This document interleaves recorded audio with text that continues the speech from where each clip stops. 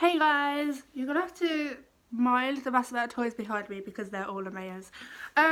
This is a really weird subject for me to be talking about to you on camera because it's not a subject that I planned to talk about and it totally came out of the blue. The last few days, me and my friends, a couple of my friends, have been talking about love. No, I'm kidding. Talking about love, talking about falling in love, talking about how we know we're in love, and just all elements of love. And there's been this conversation started because there's been a lot of breakups lately. There's been a lot of people getting together lately. There's been people getting engaged. Just all these different things. So this conversation came about, and it was just very, very random. And like, I find it hard to fall in love. I'm so sorry if there was anyone watching this video that I have previously dated to, anyone previous that I've dated to who I'm dating now. Right now I'm dating Keith, but if there's anyone that I've dated beforehand, I'm so sorry to all of you. That is me putting this little disclaimer out. I'm very, very sorry. I find it hard to fall in love, and I've only been in love, I'd say, a handful of times, and I'd probably say only twice. We all have that first love where it's like, sometimes it is big love, it's a massive, massive love, and is a love that will stay with you for the rest of your life. And I'm not saying that I didn't love my first love, because I was besotted with my first love, and there's a couple of people that are probably going to watch this and they know who my first love is, and I'm so sorry to his family. I'm actually really good friends with his cousins, so I'm very sorry. I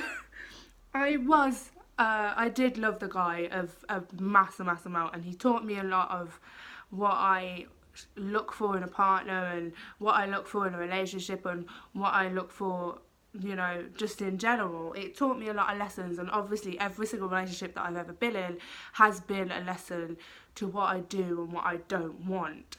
And yeah, but along that process I found it very hard to fall in love with people. Obviously animals is a different story. You could give an animal to me right now and I'll fall in love instantly. But when it comes to falling in love, I find it very, very difficult. And like I said, I've only been in love twice. The person that I was first ever properly in love with, the one that really gets you in your gut, the one that really changes your outlook on love, the one that really just changes you in general, the one that hits you so freaking hard that you don't see it coming, was actually my daughter's dad, and I loved the bones off of him. I generally do love the bones. Well, I did love the bones off him, sorry. I don't love him now, but I only have a small percent of love for him because he is my daughter's dad. If you know about me and Amaya, then you know that he's not involved with Amaya, but obviously it took me a long time to not hold anything against him for not being involved, and that's his choice at the end of the day.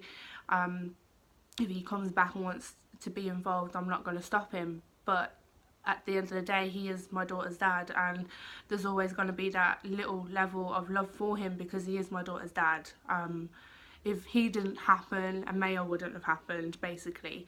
So he was the first guy that I ever properly fell in love with, and it was a massive shock to my system because it made me realise that I'd never properly been in love before, and I didn't realise that I was properly in love with him until one day it hit me in the face, and I was like, holy crap, this is what love actually feels like. Now, it's not to say that I didn't love any of my exes that I was with, because to an extent I did love them, but there is a different level of love for every single level. There's different kinds of love, and you know, sometimes you just know that you're in love and sometimes you just know that you're not in love. And I did love all the boyfriends that I've had, but I was never in love with them, and I don't know if that's because the relationships weren't that great or if it was my own doing or my own problem. And it probably was my own doing and my own problem. It's probably just something that's built inside of me. There's something that has to click instantaneously for me to properly be in love. I've had some very, very turbulent relationships. I've had controlling relationships. I've had a relationship that had a guy that was controlling and also had mental health issues, and that didn't help because it made the relationship escalate and be 10 times worse than what it should have been. I've had some not good relationships at all, and I think because of that element of things, it made it very hard for me to fall in love properly with that person. I loved the last boyfriend that I had. I was engaged to him, but I wasn't 110% in love with him. Now, this is going to sound very, very bad because obviously I was engaged to him, but there was a point where I did actually believe that I was in love with him and everything was great and it was a good relationship. But over time, it escalated into not a good relationship. And if you're watching this, I'm very, very sorry if you are watching this. I don't regret the relationship because the relationship taught me a lot. It taught me about what I wanted and what I didn't want in in the next relationships and stuff like that. So I've dated people that have been controlling. I've dated very selfish people. No names mentioned, but if you're watching this, my friends, you're gonna know who I'm on about that one. I've loved someone and then let them go again because they deserve to go back to their ex and their children. It's very different elements. So for 4 years, 4 years, nearly 4 years, it took me a very long time to feel a connection. It took me a very long time for me to properly understand what love was or to feel love again. And I just find it generally hard to fall in love. Now you're probably asking, does that mean that you love Keith? Yes. If you want, yeah, basically, yeah. There was something about Keith that when I first met him, I didn't realise that he meant as much as what he does now. He was, how do I explain this? You know when you come across someone and you feel like you know them, but at the same time you don't know them because you've never met them before. And then it's like they were a piece that you needed to meet and there was a gap, but as soon as you meet them, this gap just closes. And that's what it was like with Keith. He was a connection that I instantly hit it off with. We started out as friends and best friends, and this is why people are like, why are you doing LDR? And this is why I'm doing an LDR basically, and stuff like that. But why I'm doing an LDR, we connected straight away. There was something there straight away, something that we both didn't see. When I first started speaking to him, I thought he was a weird British guy because he had this weird accent, and then he came back, he's like, oh no honey, I'm American. I was like, oh, okay then. But quite basically, there was a connection there that I'd only ever had once before, simultaneously, like that, just like that, and that was with my daughter's dad. And the connection with Keith was there like that. We hit it off straight away as friends, spoke over time as friends. We got closer and closer, but it was nothing ever there because I was dating someone. So, yeah. And then over time, it was like, holy shit. It was like a boom, like literally a boom in the face. It was like, Lou, you love this guy. And I was like, oh, bugger. That was literally what it was like. It was like, oh, bugger, why the hell has this happened? Because I fought it off for so long. I fought it off because I'd done LDR before, outside of the UK, and it didn't work. And because it didn't work, it made me want to stay clear. But it's one of those things where you can try and deny something, but it hits you in the goddamn face all the goddamn time, and that's what happened. Me and Keith actually fell out for quite a while, and in that time we went off our separate ways. He went off with people and I went off with guys. I started dating other guys, but there was something in the back of my mind that would not allow me to properly date these people and see anything further. And it actually, us dating other people actually brought us back together because we both realised that we were trying to date other people, and we were trying to